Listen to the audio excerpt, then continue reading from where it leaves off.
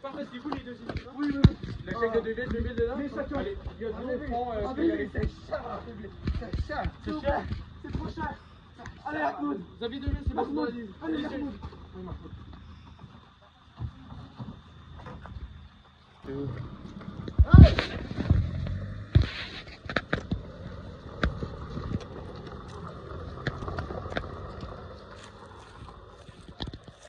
Bonjour, c'est quoi votre nom déjà?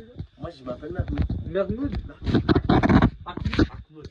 Enchanté. Moi, personnellement, ça fait 8 heures que je suis ici. Vous venez d'où? Mahmoud. Mahmoud? Non, mais. Non, Mahmoud, on vient des Honduras. Honduras? Ah, vous deux? Vous êtes quoi, frère? Non, on est voisins. Un voisin. Voisin? Ok, parfait. Parfait. Vous savez que vous allez aussi au Mexique. Ouais. Vous avez un autre départ au Mexique? Ouais, Mexique pour aller à San Diego aux États-Unis. San Diego? Ok, parfait. Ouais. C'est quoi ton nom? C'est Ramzi. Ouais. Moi, je viens d'Honduras aussi. Sinon, vous, c'est pour quelle raison que vous venez ici? On vient pour sauver la famille de la misère et trouver du travail parce qu'on n'a pas d'argent. Ok. C'est sûr qu'il va en avoir plus au Mexique, de la main-d'œuvre que. Le cartel. Ouais, la carte, voilà. Et si on trouve On est pas, moins dans la galère. Si on trouve pas, on va à San Diego.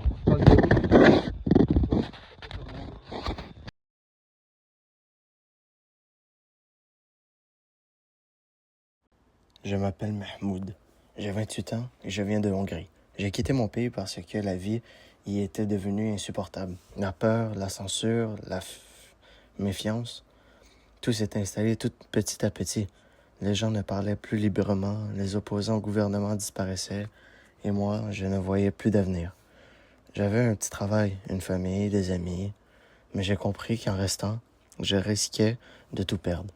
Alors j'ai pris la décision la plus difficile de ma vie, partir. Je me suis joint à une caravane de migrants. On roulait pendant des heures et des heures, parfois des jours, dans des conditions précaires, mais l'espoir nous tenait debout. On voulait juste vivre en sécurité, quelque part où on pourrait recommencer. Quand on est arrivé près de la frontière, j'ai senti la panique monter. Les gardes frontières étaient là, armés, surveillant chaque mouvement. J'ai eu peur qu'elle me renvoie en Hongrie. Peur que tout ce que j'avais enduré n'ait servi à rien. Alors, sans réfléchir, j'ai couru. J'essayais de m'échapper à pied à travers les bois avec le cœur qui battait à tout rompre, mais ils m'ont rattrapé. Je n'ai pas hésité. Ils m'ont arrêté et conduit dans un centre en silence.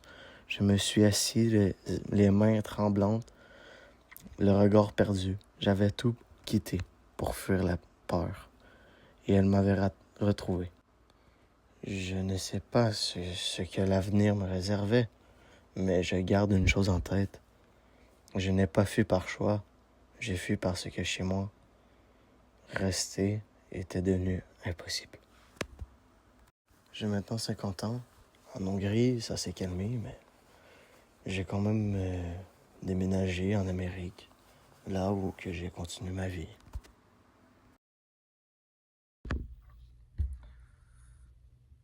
Je m'appelle Ahmoud, je viens du Honduras. J'ai immigré avec Ahmoud et Ramzi.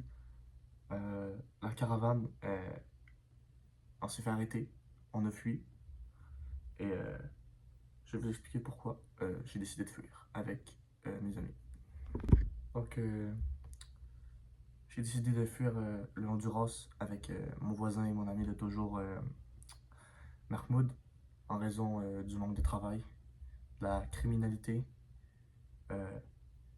C'était trop dangereux au Honduras. On n'avait pas d'argent, il faisait chaud. J'étais tanné de vivre là-bas. Il fallait que je m'en aille. J'étais plus capable. J'avais de la famille qui a décidé d'immigrer au Mexique.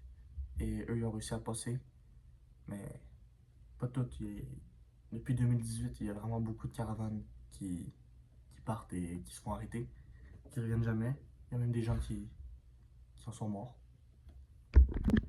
Comme je l'ai mentionné plus tôt, il y a plusieurs caravanes de migrants qui ont essayé de s'en aller vers un autre pays, comme les États-Unis, pays riches, avec de l'argent, sans gangs criminels qui sont vraiment dangereux, comme au Honduras, qui est une raison pourquoi nous avons fui, moi et Mahmoud, qui je n'ai toujours pas eu de contact depuis toutes ces années. Je m'ennuie de Mahmoud. Ça a toujours été mon ami et à cause d'un simple pays qui n'avait pas assez d'argent, qui faisait chaud, à cause des gangs criminels vraiment violents, je n'ai plus de famille. J'ai perdu tout le monde. On a fui en courant et on s'est sauvés. J'ai aussi entendu parler d'une caravane de migrants partis du Honduras il y a quelques années, longtemps après nous, qui a réussi le chemin, mais qui s'est fait intercepter à San Diego. C'est terrible de vivre tout ça et de voir qu'au bout du chemin, quand t'es rendu, tout le monde meurt. Tout le monde se fait arrêter.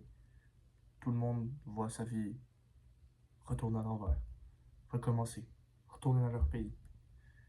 C'est vraiment triste. Bonjour, aujourd'hui je vais vous raconter mon histoire.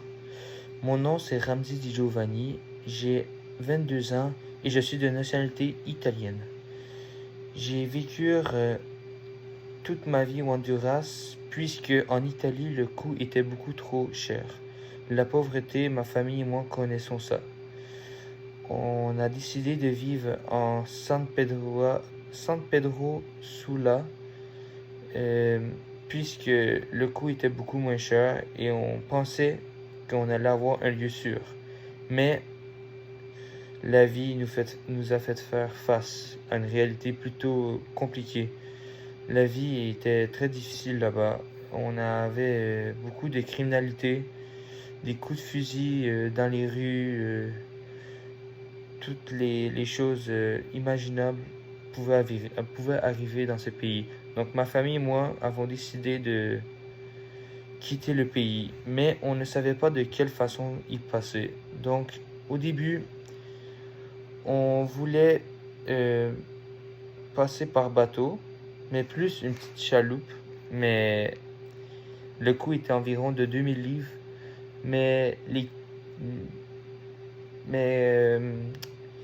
les dangers étaient beaucoup trop élevés.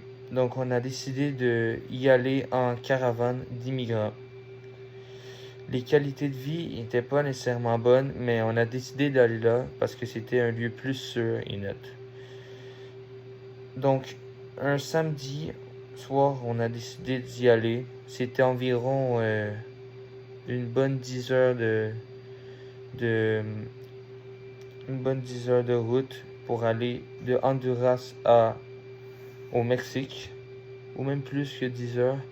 Et les qualités de vie n'étaient vraiment pas bonnes. De jour en jour, ils s'empirèrent. Les gens tombaient malades. On était environ une cinquantaine dans juste une caravane. Il y avait de l'eau, mais pas une quantité folle. La vie était vraiment compliquée. Et je pensais même abandonner puisque c'était vraiment catastrophique. Mais au bout du 3/4 de la route, j'ai pu continuer et j'y suis arrivé avec ma famille en lieu sûr. C'était vraiment compliqué, mais après tous ces démarches, on a réussi. Une fois arrivé là-bas, la vie était beaucoup plus simple. On a eu le droit d'asile et moi et ma famille, on a pu vivre en paix, beaucoup plus en paix. Et c'était vraiment pas pour le plaisir qu'on a fait ça. C'était vraiment parce qu'on n'avait pas le choix.